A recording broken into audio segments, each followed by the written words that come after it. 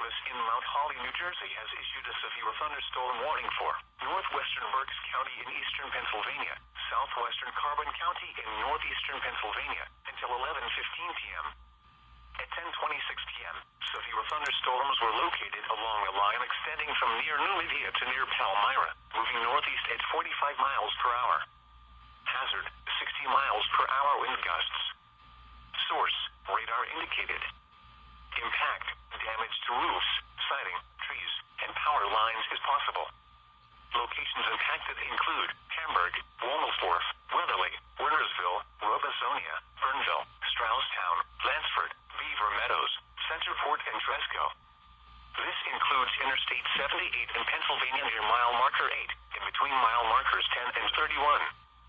For your protection, move to an interior room on the lowest floor of a building.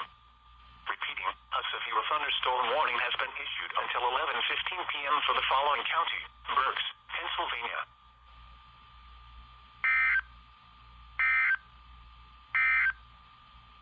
The National Weather